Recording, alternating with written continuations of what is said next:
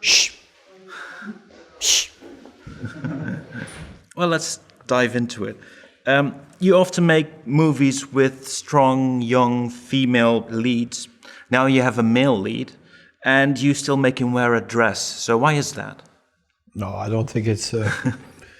I know what you mean, but it's not the process of the character. Mm-hmm. The character comes from a true story of a father who threw his kid in a cage with dogs. So I was inspired by that. So that's the beginning of it. Mm-hmm. And usually when you're young and you get like killed by your parents almost, and you don't know who you are, mm-hmm.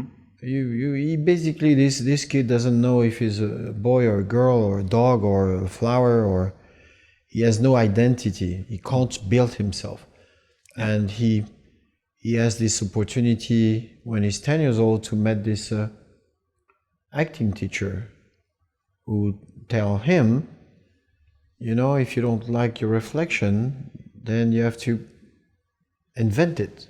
Yeah. And then you can be a king, and then you can be a prince, you can be Romeo, you can be Juliet, you can be whoever you want. So the dream of this boy, not the dream, but the only way for him to survive, the only way to be someone, mm-hmm. it's to play. Yeah. And so that's the source of so if you take points in my other films and you put it together, it's not fair, because it's not the way, the story happened. No, I also meant a bit as a joke, but... Yeah, I know. But in some ways, Ruby Rhod from The Fifth Element is also a bit like almost a drag version of Prince. Now you return to the drag world with this film, with Douglas Munro. What is your personal fascination with drag? No, not specifically. They're most of the time very good people and very interesting people and very mm-hmm. funny people. The idea sprung from a story that's a true story, but then it turns into a story about someone who is a transvestite in a wheelchair who trains dog to commit basically crimes. So how does it come from that true story to the concept of the film? How do you develop that idea into that? You're trying every path. So the dogs were already in the original Little story. Mm-hmm. What's interesting is there's this expression, throwing someone to dogs, and which is very cruel. Yeah. But what about if, in fact, what saves him is because we throw him to dogs?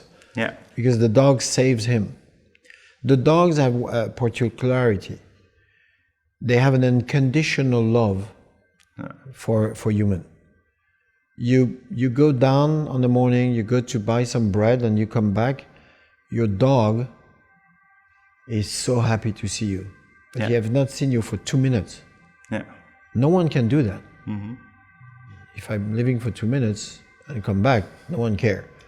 If I'm living for 6 months maybe, but 2 minutes, no. The dogs always love you. Yeah. You can beat the dog, come back 5 minutes later, he loves you. So they teach him how to love. Yeah. And that's really the essence of the story for me. How did you land on the casting of Caleb Landry Jones, and how aware were you of him before you started? I was not aware. I've seen a little picture. Mm-hmm. And I say, I've seen this guy somewhere, mm-hmm. and I watch on the internet, and I say, oh yeah, sure, he was in this one, mm-hmm. And the first thing who attract me is like, physically, I believe he can be Dogman, first, and then second, every role was so different from one to each other, so it makes you think, okay, so I can model, the guy can take any shape. Yeah. So that's attractive for a director. Mm-hmm. Yeah. If it's a monolith. So we met, we talked a few times I didn't give the script, we just met mm-hmm. to be sure that We have the same kind of sensitivity, the same kind of approach on the work. Some actors arrived, with sunglasses and they're late and they talk about how famous they are. It's not very attractive. No. But he was very humble, lots of questions, and that's my type of guy. He was about the work, basically. Yeah. Yeah, and then you start crafting the character with him.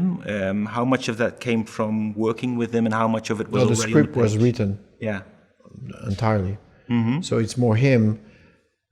He approached the character like how I can get in.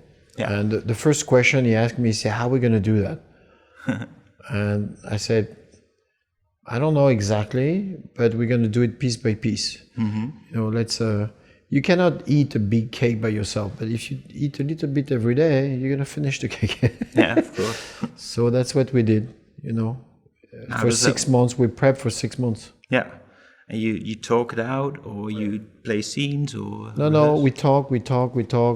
There's the first period where he has to learn first the dialogues.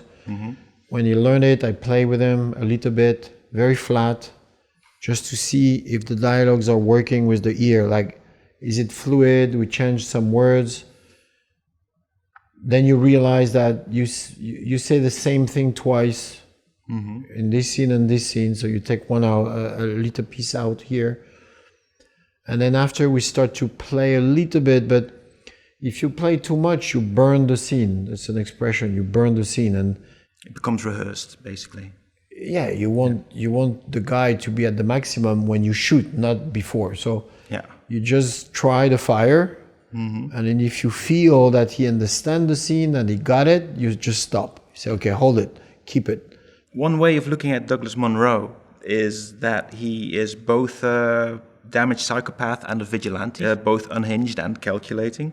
You might say, as a thought experiment, that he's sort of like what you could imagine, what if the Joker and Batman were kind of the same person? Is that in any way by design, or would you say that this is maybe your superhero movie, or not at all? No, I don't think so. Joker is very far. It's the opposite. Joker, goes to the dark side. He wants to venge. Dogman, it's the opposite.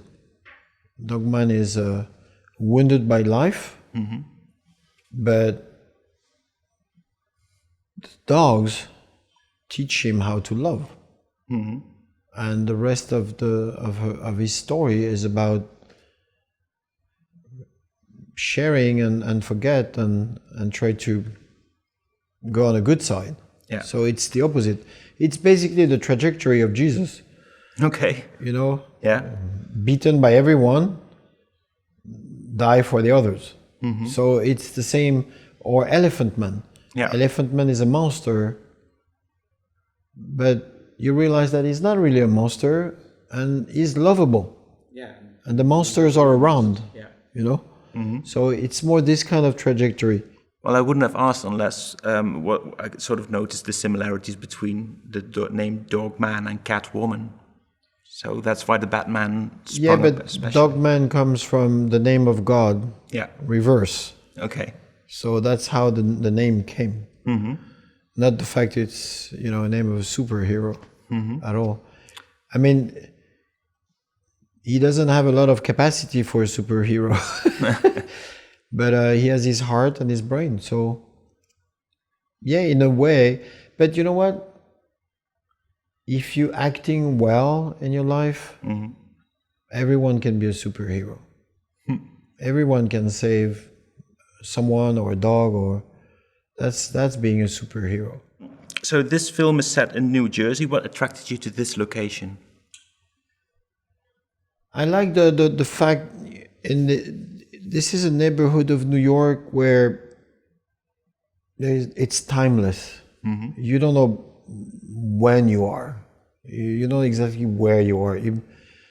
The big city, the Big Apple, is not far. It's modern a little bit, but it's old-fashioned, and it looks like it's the same thing since ever. And it's a mix of the seas not far, it's very strange, and it looks like an abandoned territory.